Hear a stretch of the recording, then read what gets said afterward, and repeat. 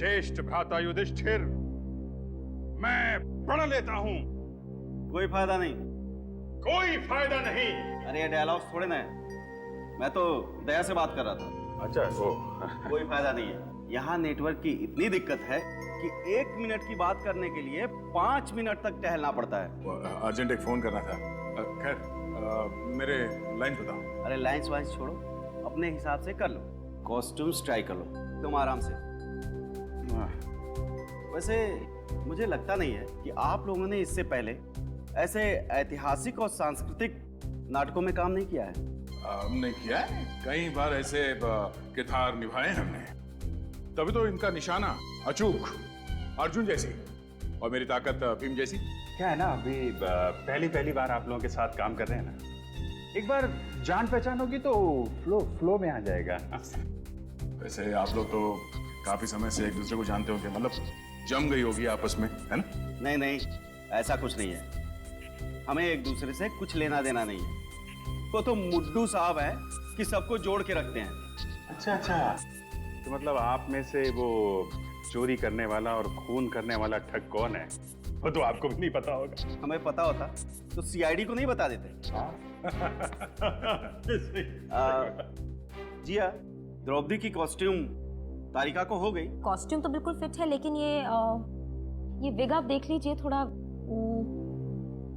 Wig में शायद थोड़ा कुछ प्रॉब्लम। इस कॉस्ट्यूम और विग की दुनिया से तो मेरी फोरेंसिक लैब और केमिकल से बेहतर है। क्या बात है, मैं मदद करूं कुछ? नहीं इट्स ओके। अरे वाह भाई साहब वाह, आप तो सर्वगुण संपन्न मालूम पड़ते हैं। औरतों के बाल बनाना भी जानते हैं आप। पहले लेडीज ब्यूटी पार्लर में काम करते थे क्या? जी नहीं, मैं एक कलाकार हूं। कलाकार। हाँ भाई, सारी तैयारियां हो गई? हाँ जी। चलो चलकर स्टेज दिखाते हैं, साथ में ड्रेस और प्रॉपर्टी भी ले लो। जाकर देखते हैं स्टेज कितना बड़ा है छोटा है, बहुत जरूरी है। संजीव चल भाई। हाँ बिल्कुल, वरना कहीं शो के टाइम टेंशन ना हो जाए। उठा लो भाई, प्रॉपर्टी उठा लो। चलो चलो चलो। मैं यही रुकती हूँ। क्यों? वो एक्चुअली मेरे डायलॉग्स ठीक से याद नहीं हुए, तो सोचा थोड़ी प्रैक्टिस कर लूँ यहाँ बैठ के। वो शाम को शो है और कुछ गड़बड़ हो गया तो पूरा शो खराब हो जाएगा, है ना? हाँ, अच्छा कह रही हैं। आप याद करो, हम लोग चलते हैं। चलो भाई, सब लोग लेके चलते हैं।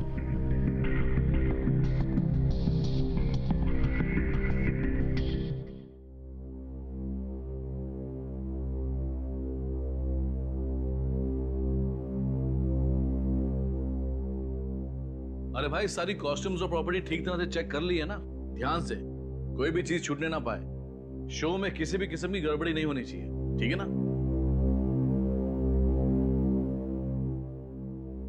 हेलो जी, कला भवन नाटक कंपनी, बोलिए। अभिजीत,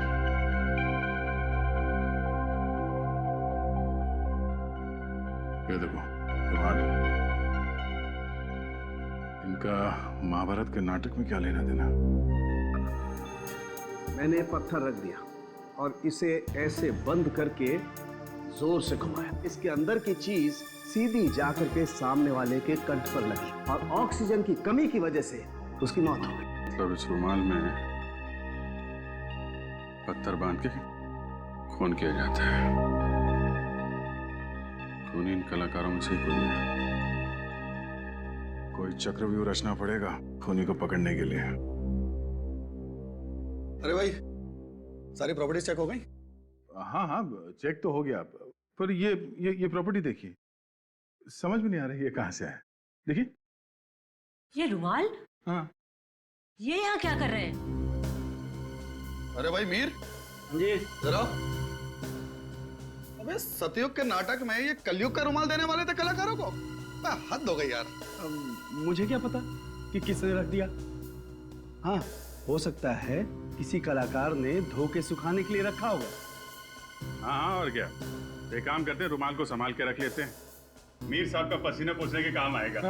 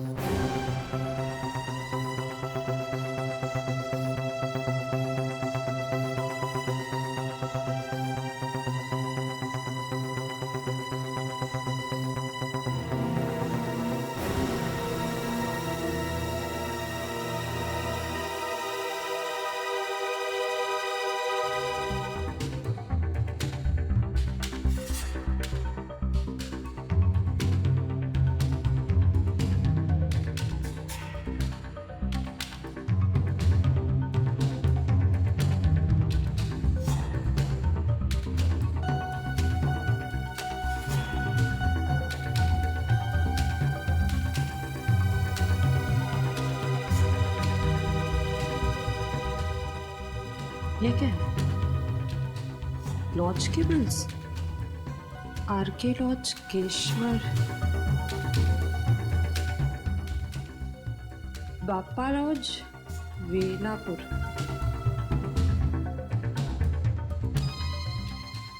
नीलम लॉज, सीरकपुर। सीरकपुर? लेकिन ये तो नीलम लॉज नहीं है।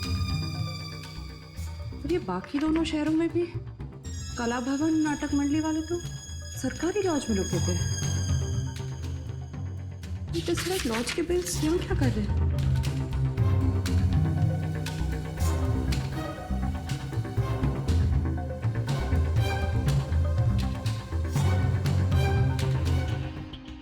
वो सोने के गहने जो तुम तोड़ रहे थे वो दिवाकर जी की बेटी शालिनी के थे। तो बताओ, किसने चुराए वो गहने? किसने मारा शालिनी को? साहब मैं तो बस कारीगर हूँ साहब, मुझे कुछ नहीं मालूम। झूठ झूठ बोल रहे हो तुम। बताओ कौन है वो जिसने तुम्हारे सेठ जी का खून किया, और उस लड़की का भी जिसने गले में स्कार्फ पहना था? नहीं साहब, मैं किसी भी खून के बारे में कुछ नहीं जानता हूँ साहब। और उस आदमी के बारे में क्या जानते हो जिसकी एक आंख पत्थर की है? साहब हमेशा एक पत्थर की आंख वाला आदमी लूट का माल बेचने दुकान पे आया करता था, मगर इस बार वो लड़की आई थी गहने बेचने साहब। तो लड़की ने गहने बेचे या नहीं? हाँ साहब बेचे ना। सेठ जी से पैसे लेकर वो जल्दी में निकल गई, और थोड़ी देर बाद वो पत्थर की आंख वाला आदमी आया। सेठ जी ने जैसे ही उसे बताया कि वो लड़की पैसे लेके गई है, वो आदमी आग बबूला हो गया साहब। धोखा सचिन, एक दूसरे को धोखा दे रहे थे। पहले रूहान ने अपने साथियों को धोखा दिया, और अब उस लड़की ने रूहान को। वो लड़की जब मुंबई आती थी तो कहाँ रुकती थी, तुम्हें पता है? वो तो नहीं पता।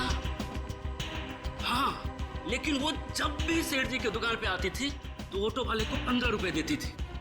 छुट्टा तो उसके पास कभी होता ही नहीं था, हमेशा मुझसे ही लेकर देती थी। 15 रुपए?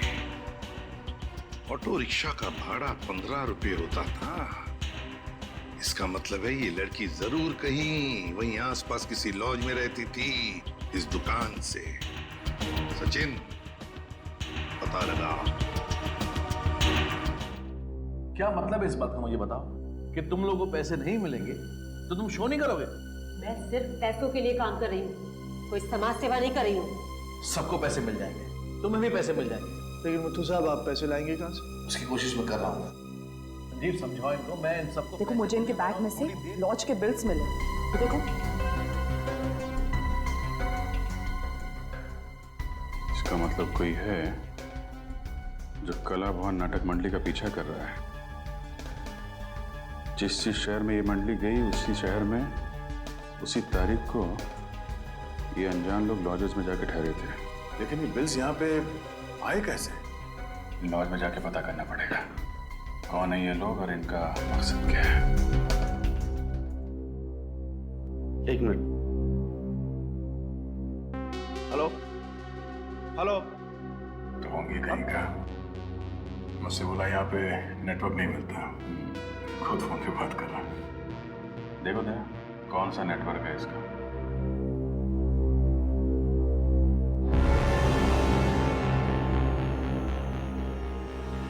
Welcome sir. सर हमारे यहाँ कम से कम और ज्यादा से ज्यादा रेट का हर तरह का रूम मिलेगा, और वो भी फुल फैसिलिटी के साथ। तो बोलिए कैसा कमरा चाहिए आपको? रूम नहीं चाहिए, रूम में जो रहा था उसके बारे में जानकारी चाहिए। जानकारी? क्यों? सीआईडी?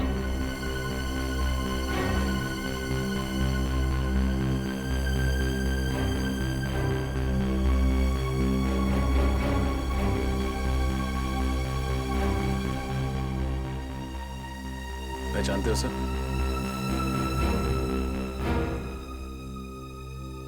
नहीं साहब, मैंने इसको कभी नहीं देखा। सर बेलापुर से जो कागज के टुकड़ों के सैंपल हमें भेजे गए थे, उस पर भी ऐसी डिजाइन थी। और सर गहनों की लूटपाट के बाद उस लड़की ने बेलापुर से ही बस पकड़ी थी मुंबई आने के लिए।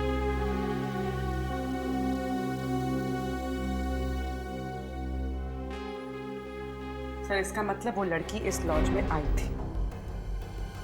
कोई लड़की याद?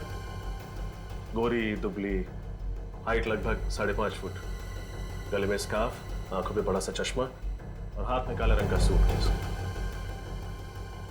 नहीं साहब, पक्का नहीं है। खाना खाया तू? खाना? नहीं। क्यों? जेल में क्या मस्त खाना बनाया आज। मोटी रोटी, पतली दाल, तीखी मिर्च। चल सब छोड़ो तो। सब माफ कर दो साहब, गलती हो गई साहब। मैं लालच में आ गया था। मुझे उस आदमी ने मुंह बंद रखने के लिए 5000 रुपये देते साहब। मेरा बस इतना ही कसूर है। वो बहुत डेंजर आदमी दिखता था साहब। उस आदमी के बारे में क्या क्या जानते हो, सब कुछ बताओ। वो आदमी 2 दिन से इस लॉज में रुका हुआ था। अभी भी है? नहीं मैडम, अभी चला गया साहब। और हाँ साहब, वो मैडम काले रंग का सूटकेस लेके उससे मिलने आई थी आज। मिलने आई थी? फिर मिली उससे? नहीं, वो यहीं पे बैठ के उसका इंतजार कर रही थी कि अचानक उस मैडम का फोन आ गया और वो बात करते हुए निकल गई। अभी तकरीबन 1 घंटा पहले। कमाल है, जिस आदमी से वो डर के भाग रही थी उससे मिलने वो यहाँ क्यों आई? आई थी, मिली नहीं, फिर गई कहाँ? सर, कहीं इस डिजाइन में उस जगह का पता तो नहीं है जहां वो गई है?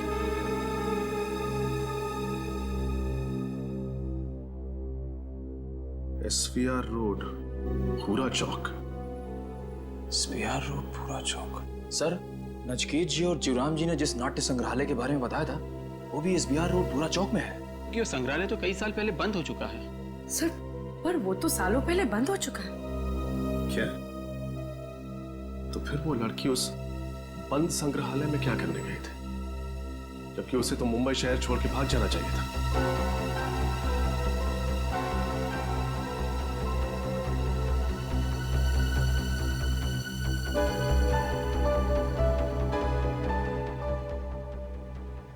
बोलो। मीर साहब, इस तरह काम बिगड़ जाएगा। हमने काफी अरसों से आपके साथ काम किया है। ये कौन लोग हैं? ये मीर सीरकपुर में अपने नाटक मंडली के अलावा किसी और को भी जानता है क्या? इन लोगों को कहीं देखा है।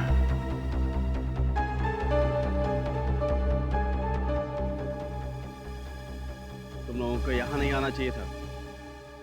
हमें हमारा हिस्सा चाहिए। हिस्सा मिल जाएगा, पहले ये काम कर दो, उसके बाद चलो जाओ यहाँ से। लगता है ये वही लोग हैं जो अलग अलग लॉज में नाटक मंडली के नाम से रुकते हैं और जगह जगह जाकर लूटपाट करते हैं।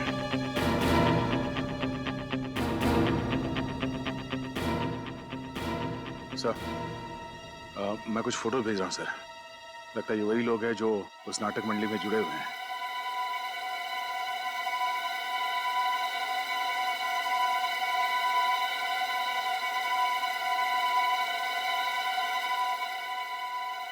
दरवाजा तो खुला पड़ा।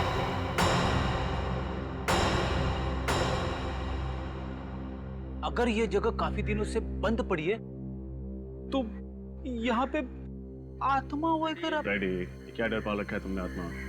बाहर निकले से, नहीं डर तुम्हारे लिए बीमारी बन जाएगी। मैं कोशिश करूंगा सर, लेकिन ये पत्थर की आंख वाला आदमी इस लड़की को यहाँ क्यों लेकर आया होगा? शायद यहाँ पे पैसों का बंटवारा करने आए होंगे। चलो अंदर चल के देखते हैं।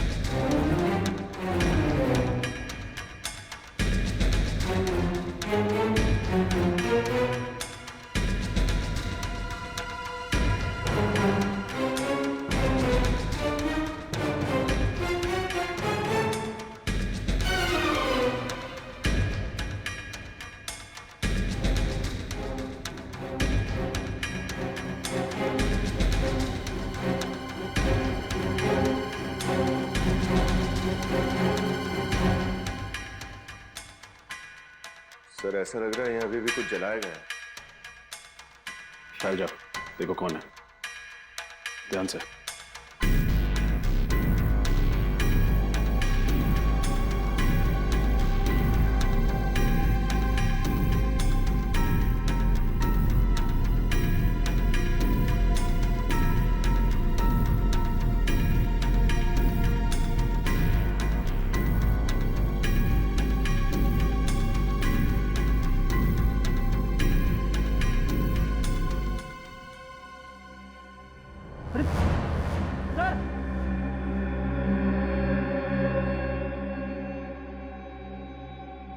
वही लड़की है जिसे हम ढूंढ रहे थे। श्रेया,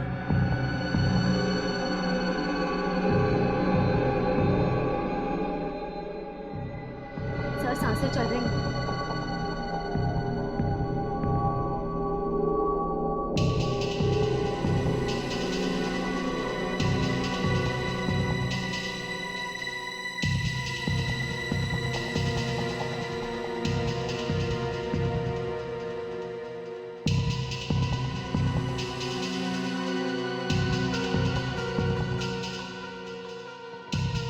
आराम से, आराम से।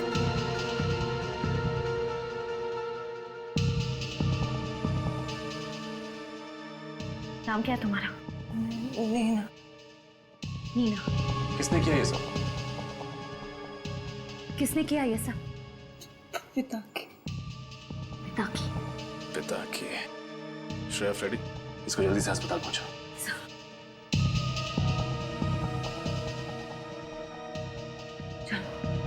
समझ गए।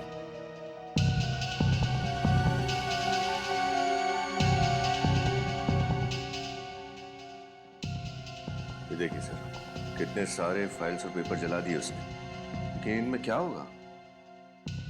कुछ तो है जो पिता की जलाकर खत्म करना चाहता था। नहीं था।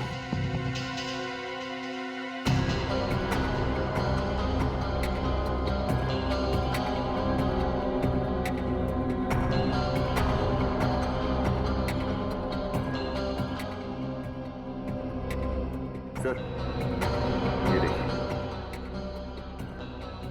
ये कलानगर नाटक मंडली के इतिहास की पत्रिका का रिकॉर्ड है। सर, इस रजिस्टर के हिसाब से आखिरी बार 1995 में इसी ग्रुप का कोई सदस्य पत्रिका को लेकर गया था। इसका ये नाम और साइन चल गया है, लेकिन एड्रेस पूरी तरह नहीं चला। चिलकुर नगर 21, चिलकुर नगर 21 क्या हो सकता है? सर, कहीं ये किसी जगह का कोई रूम नंबर तो नहीं? रूम नंबर 21, रूम नंबर, एक मिनट। चिलकुर नगर में एक हॉस्टल है ना, डीए हॉस्टल। हो सकता है उस हॉस्टल के रूम नंबर 21 से कोई शख्स आया। हो सकता है सर, क्योंकि डीए हॉस्टल से करीब 10 मिनट की दूरी पर एक पुराना ड्रामा कॉलेज है और वहाँ के स्टूडेंट्स इसी हॉस्टल में रुकते हैं। एक काम करते हैं, डीए हॉस्टल चलते हैं, देखते हैं कि कौन है जो कला भवन के ठगों की तरह लूटमार और खून कर रहा है।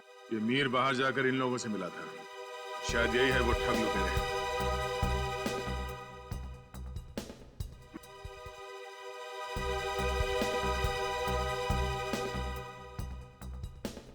अच्छा, तो ये ठग लुटेरे नाटक मंडली के साथ साथ घूम रहे हैं।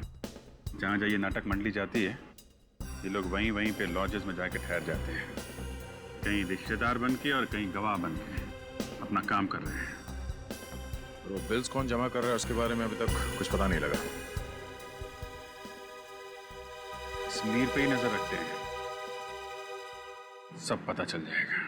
घबरा मत भांजे, जब तक तुम्हारा शकुनी मामा जीवित है ना, तब तक पांडवों की कोई चाल नहीं चलेगी। अरे यार, इस बार मुड्डू साहब से पैसे ले लेने हैं, मैं बता रहा हूँ। बोला तो है, बात तो की है उस दिन, पैसे तो देंगे। अच्छा मुझे ये बता, ये शकुनी मामा का अंगरखा और केस तैयार हो गए क्या? हाँ तैयार हो गए। तैयार हो गए? हाँ हाँ हो गया। और ये लाइट वाले दादा को बोल दिया कि द्रौपदी की एंट्री के लिए मुझे लाल लाइट चाहिए? सुबह ही बोल दिया था। बोल दिया था? हो गया। चल चल, thank you.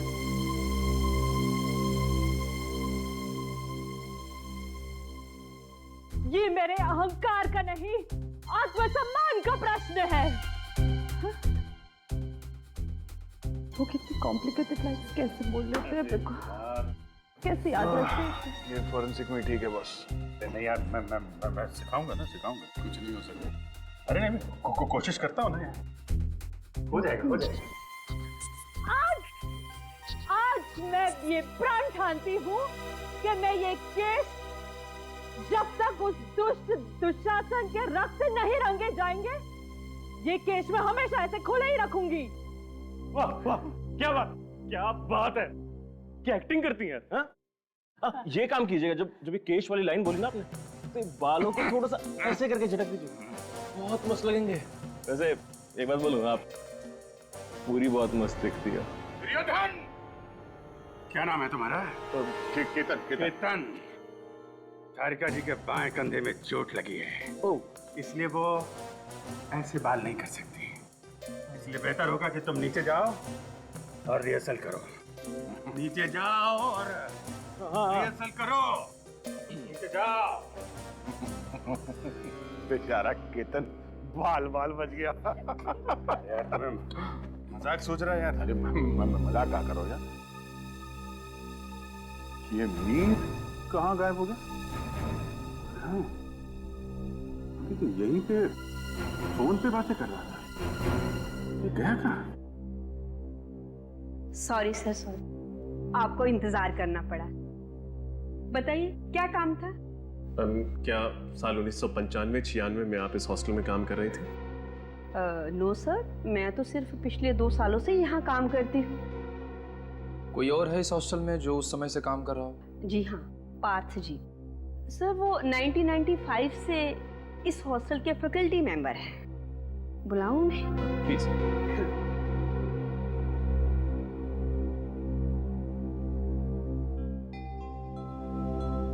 Partha ji, CID officers आए हैं, आपसे कुछ पूछना चाहते हैं। जी, क्या मदद कर सकता हूँ आपकी? जी, हम एक ऐसे स्टूडेंट के बारे में पता लगा रहे हैं जो पास वाले ड्रामा कॉलेज में पढ़ता था। क्या नाम है उसका? उसका नाम तो हमें नहीं पता। इनफैक्ट हमें यह भी नहीं पता कि वो लड़का है या लड़की। हमें तो सिर्फ इतना पता है कि 1995-96 में वो यहाँ आपके हॉस्टल में रहता था या रहती थी। 95-96 यस, ड्रामा कॉलेज के कुछ स्टूडेंट्स यहाँ रहते तो थे। इनफैक्ट एक नाट्य महोत्सव में उन्होंने हिस्सा भी लिया था और ट्रॉफी जीत कर लाए थे। मुझे अच्छी तरह याद है, दिन रात रिहर्सल करके उन लोगों ने नाक में दम कर रखा था मेरा। उन विद्यार्थियों का नाम पता कुछ बता सकते हैं आप? आई एम सॉरी, इतने पुराने रिकॉर्ड्स नहीं है हम लोगों के पास। आपने कहा कि उस साल उन्होंने नाट्य महोत्सव में ट्रॉफी जीती थी। यस। तो फिर कोई फोटो वगैरह तो होगी आपके पास? यस, एक एल्बम है, फोटो एल्बम। ठीक है, वो फोटो एल्बम हमें चाहिए। Yes, here it is. Thank you.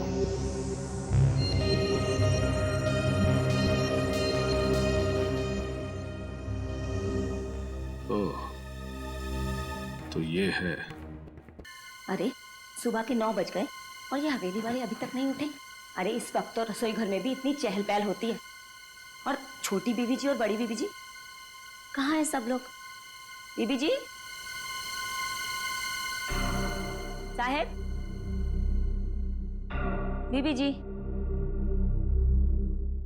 लगता है रात के कार्यक्रम की वजह से ज्यादा थकान हो गई, इसीलिए नहीं उठ पाए। चलो चंपा रानी, तुम्हें उठाना पड़ेगा जाकर, भले ही फिर डांट पड़ जाए। बीबी जी, साहेब, बीबी जी उठिए, 9 बज गए। बीबी जी, बीबी जी।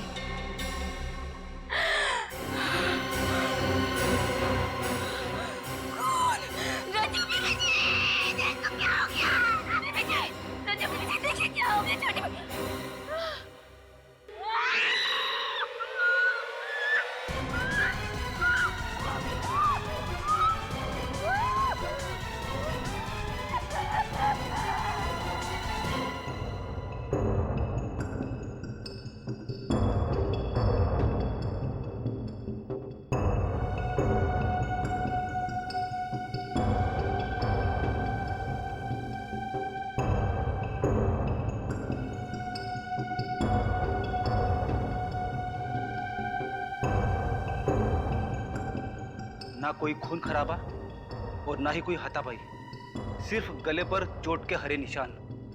सर, इन चारों को भी वैसे ही मारा गया है, रुमाल में पत्थर बांधकर। पहले शालिनी, फिर रूहान और अब ये चारों।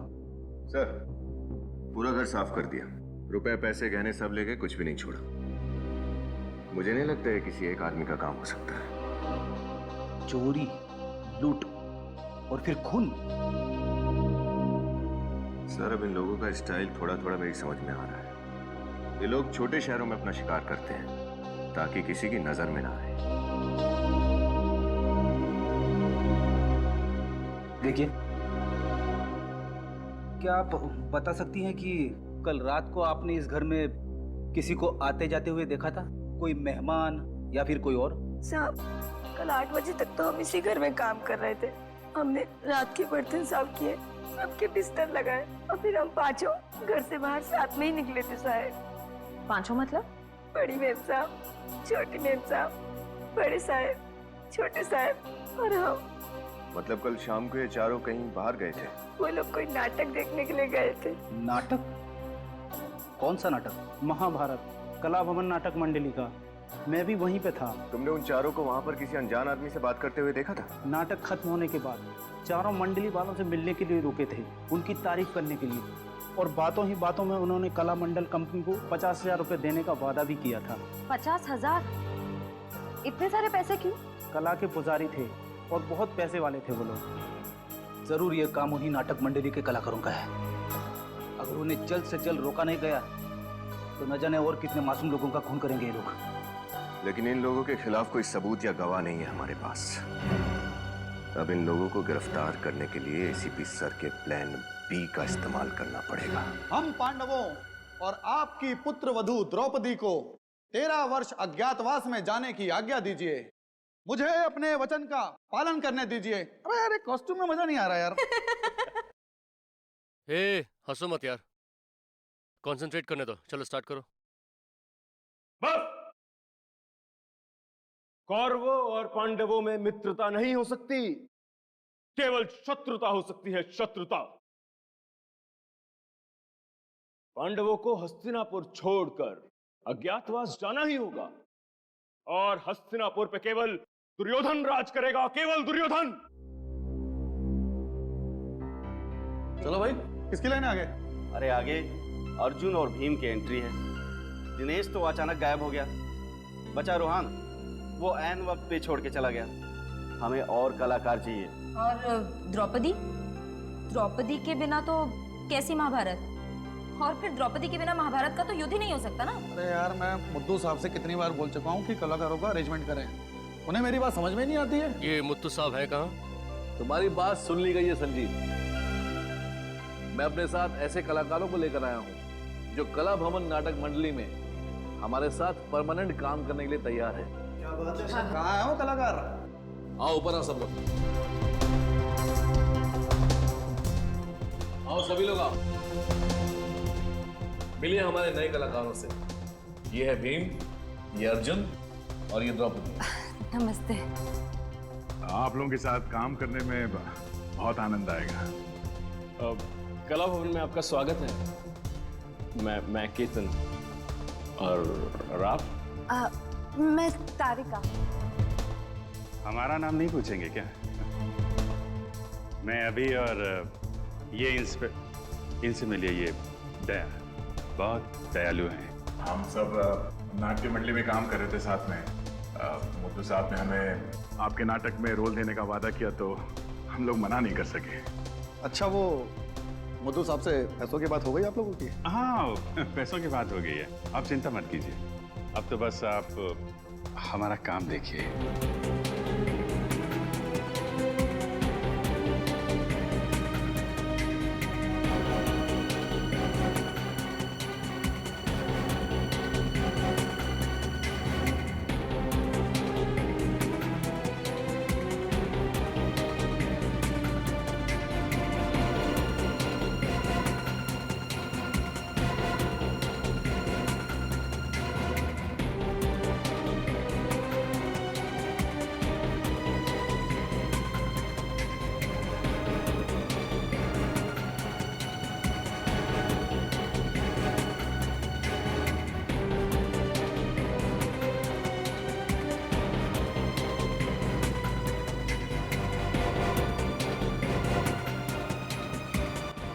सर, कुछ भी नहीं मिला, कुछ पता नहीं चला। सर, इस तरफ तो नहीं है। चलो इस तरफ चल के देखते हैं।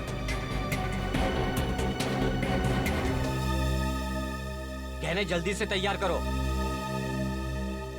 इस दुकान के मालिक कौन है? अंदर है साहब।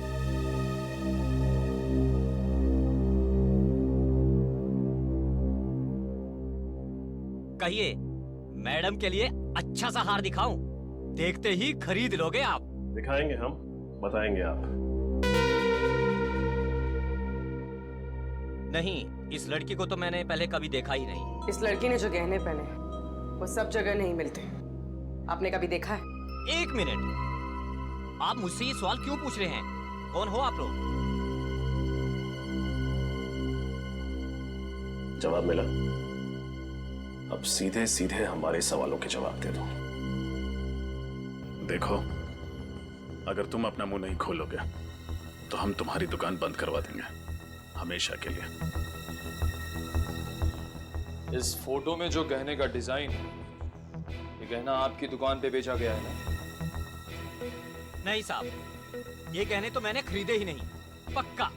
कमाल है, फोटो ढंग से देखा भी नहीं और आपको पक्का पता है कि आपने ये गहना नहीं खरीदा। याददाश्त अच्छी है आपकी। सेठ जी, बाद में देख नहीं रहे हो, मैं साहब लोगों के साथ बात कर रहा हूँ। चलो।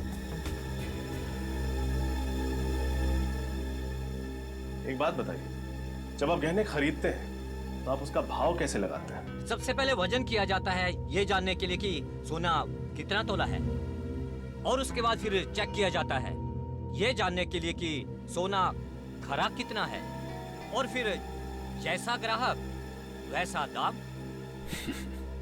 पहले फुटबॉल खेलते थे ना?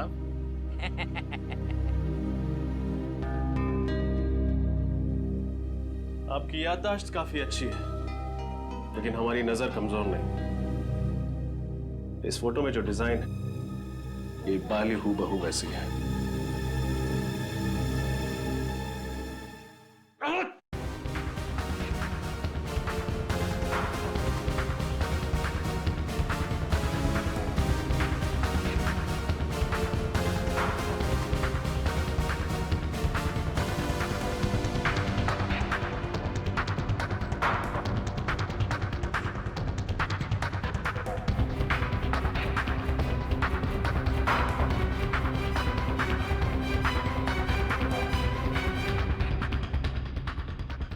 जल्दी कहाँ गायब हो गया?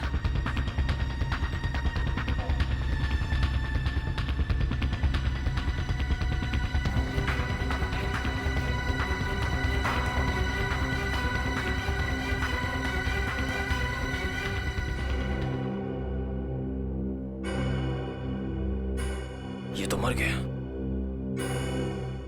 सर, इतनी जल्दी हमारी आंखों के सामने इसे कौन मार गया? जिसने भी ये किया है उसने हमारी मुश्किलें और बढ़ा दी। ज्येष्ठ भ्राता युधिष्ठिर, मैं प्रण लेता हूं।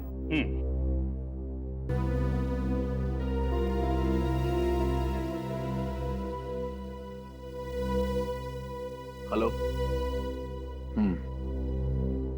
क्या तुम्हें 50,000 रुपए बतौर कमीशन चाहिए? दिमाग खराब हो गया तुम्हारा। कहां से लाऊं मैं इतने पैसे? मेरे कलाकार मुफ्त में काम नहीं करेंगे, बिल्कुल नहीं करेंगे। नहीं करना मुझे तुम्हारा शो, नहीं करना। जाओ। पता नहीं कहां से आ जाते। नमस्कार जी। नमस्ते। आप ही कला भवन नाटक मंडली के मैनेजर हैं? जी हाँ, मैं ही मैनेजर हूँ। बताइए। बहुत ही अच्छा अभिनय करते हैं आपके कलाकार। जी शुक्रिया, वो तो है। मैनेजर साहब, ये कुछ रुपए लीजिए, हमें आपका एक शो करना है। जी हाँ, हम लोग जरूर शो करेंगे। बस आप डेट और टाइम बता दीजिए, हम जरूर शो करेंगे। देखिए, टाइम और डेट हम आपको बहुत जल्द बता देंगे। अच्छा, नमस्कार। जी नमस्कार।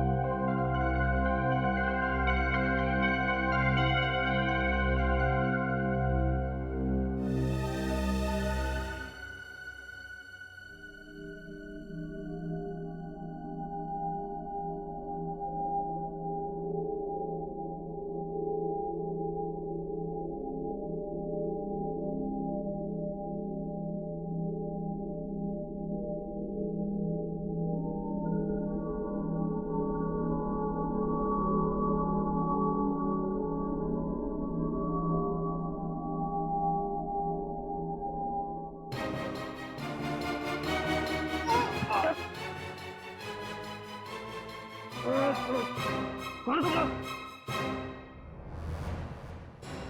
सीआईडी। सीआईडी? पत्थर से झटका देकर लोगों को मारते हो ना तुम लोग, अब हमारा झटका देखना। हम पर भरोसा करने के लिए बहुत बहुत शुक्रिया। अगर आज आप लोग हिम्मत नहीं दिखाते तो हम लोग इन ठगों को कभी भी रंगे हाथों नहीं पकड़ सकते थे। अच्छा, तो तुम लोग की चाल थी हमें पकड़ने के लिए? हाँ, हमें पहले ही पता चल चुका था कि तुम लोग 1890 के नाट्य कलाकारों की एक कला का सहारा लेकर ये घिनौना काम करते हो, लोगों को लूटते हो, उनका खून करते हो। तो बताओ, कहाँ है तुम्हारे बाकी के साथी और कौन है तुम्हारा बॉस जिसे इतिहास दोहराने का बहुत बड़ा शौक है? हमें नहीं पता आप किसकी बात कर रहे हैं। मीर और पिता की तुम्हारे साथी है ना? बोल। हाँ, मीर और पिता की दोनों साथ में ही हैं, मगर क्या?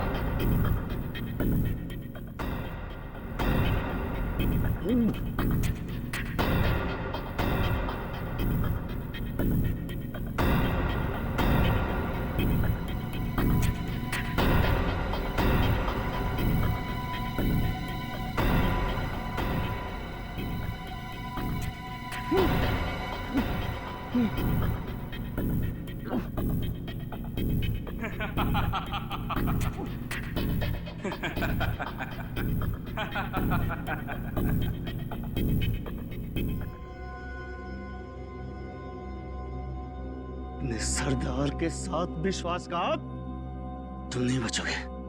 मैं तुम्हें छोड़ूंगा नहीं पिता की। पहले अपने आप को तो छुड़ा के दिखा मीर साहब। मीर साहब के वर्तमान की चिंता छोड़ और अपने भविष्य की चिंता कर, तो जेल की सलाखों के पीछे कटने वाला है। जा। मीर साहब, तुम्हारा नाटक खत्म, अब हमारे नाटक से पर्दा खुलेगा। भयंकर भयानक अपराध हुआ था युधिष्ठिर से। अपनी अर्धांगिनी को शान कक्ष से चौपाट तक लेकर आया था वो। पश्चाताप का आभास तो हो रहा था, परंतु क्या द्रौपदी उन्हें क्षमा करेगी?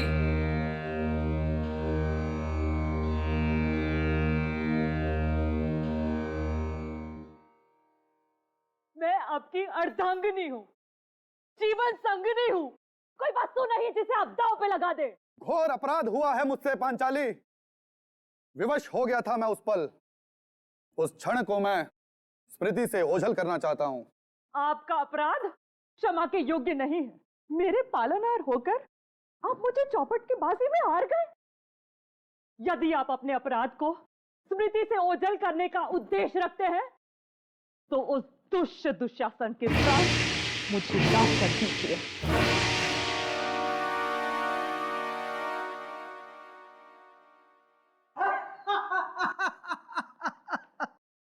ओ द्रौपदी, जिसका स्वयं कोई सम्मान नहीं, वो क्या किसी के प्राण निकाल पाएंगे? तुम्हारे पांचों प्राणनाथ ने तुम्हें अनाथ बना दिया है। यदि मांगना ही है तो मुझसे मांगो। इन कायरों से मांगोगी तो केवल दरिद्रता एवं अपमान ही पाओगी। दुशासन, इस भ्रम में मत रहना। यदि चौपड़ में हमारी हार हुई है तो हमारा बाहुबल निर्बल हो गया है। तुम्हारी कटु वाणी जिस मुख से निकली है, उस मुख का मुखारबिंद मैं नष्ट कर दूंगा। दुशासन, मैं पांचली आज ये प्रण लेती हूँ कि जब तक ये दुष्ट दुशासन के रक्त से अपने केश न रंग दूं, मैं अपने केश हमेशा खुले ही रखूंगी। मैं तुमसे वादा करता हूं पांचाली, इस दुशासन की छाती चीर कर इसका लहू निकाल लूंगा मैं। ये सब क्या अनर्थ हो रहा है? इस दुर्भाग्यवश परिस्थिति की उपज मेरे ही कारण हुई है। सत्य वचन भ्राता युधिष्ठिर, सत्य वचन। असली अपराधी आप हो, इसलिए केवल दंड आपको ही प्राप्त होना चाहिए। डायलॉग भूल गया क्या? ना अर्जुन ना, मैं नहीं, हम सब द्रौपदी के अपराधी हैं। हम सब ने मिलकर उसे चौपड़ के दांव पर हारा है। हम आपके आज्ञाकारी हैं, आपकी आज्ञा का पालन करते हैं बड़े भैया। हाँ, असली अपराधी तो आप ही हैं। ये अपराध की उपज आप ही के दिमाग में आई थी। ये दोनों अर्जुन और भीम मेरे नाटक की वाट लगा देंगे। नितिन, नितिन, इससे पहले कि पब्लिक हमारे ऊपर अंडे और टमाटर फेंके, तुम एक काम करो, द्रौपदी को यहां पर ले आओ और युद्ध का ऐलान कर दो। रुक जाओ पांडवों, तुम में से असल अपराधी कौन है इसका निर्णय तुम लोग बाद में कर लेना, परंतु अभी मैं द्रौपदी को अपने साथ लेके जा रहा हूं। तत्पश्चात नहीं, निर्णय अभी ही होगा। द्रौपदी, ये अर्जुन तुम्हारा और अपमान नहीं होने देगा। भ्राता भीम, दुशासन को समझा दो। जो आ गया भ्राता, चल। ये तुम क्या कर रहे हो भीम? इस सारे नाटक के नुकसान की भरपाई मैं तुमसे वसूल करूंगा। हम लोग सीआईडी से हैं और खूनी को पकड़ने के लिए जाल बिछाया हम लोगों ने, समझे? इसलिए आप लोगों से विनती है कि आप लोग यहीं खड़े रहिए और हमारा नाटक देखिए। आपके इस अपराध का सिर्फ एक ही दंड है, मृत्यु दंड। ये क्या कह रहे हो अनुज? अपने ज्येष्ठ भ्राता पर बाण चलाओगे? ना भ्राता, ना। इस पापी की हत्या करने के लिए आपको अपने बाण नष्ट करने की जरूरत नहीं है। इसे मारने के लिए मेरे पास एक नया शस्त्र है। ये शस्त्र आज से हजारों साल पश्चात कलयुग में उपयोग किया जाएगा, जिसकी शुरुआत साल 1890 में होगी और तत्पश्चात 2013 में संजीव नाम का एक अपराधी मनुष्य वध के लिए इस शस्त्र का उपयोग करेगा। ये क्या बोल रहे हो? मैं निर्दोष हूं, मैंने कोई खून नहीं किया। झूठ मत बोलिए भ्राता श्री, हमारे पास केवल साक्ष्य ही नहीं, साक्षी भी हैं। मतलब सबूत ही नहीं, गवाह भी हैं। गवाह पेश किए जाए।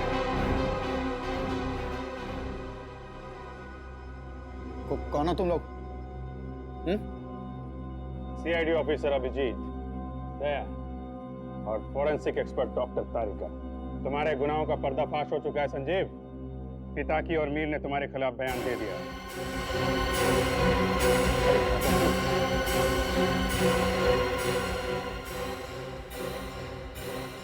रणभूमि छोड़ के कहां भाग रहे हो ज्येष्ठ भ्राता?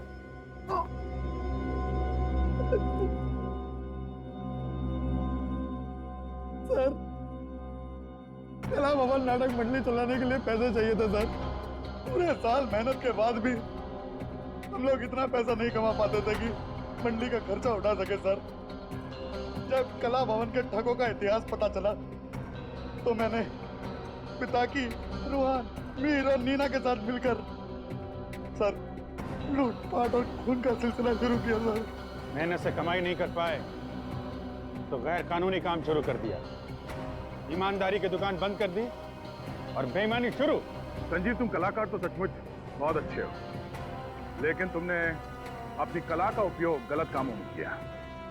युधिष्ठिर तो धर्मराज थे, लेकिन तुमने अधर्म का रास्ता अपनाया, इसलिए तुम तीनों को फांसी होगी, सिर्फ फांसी।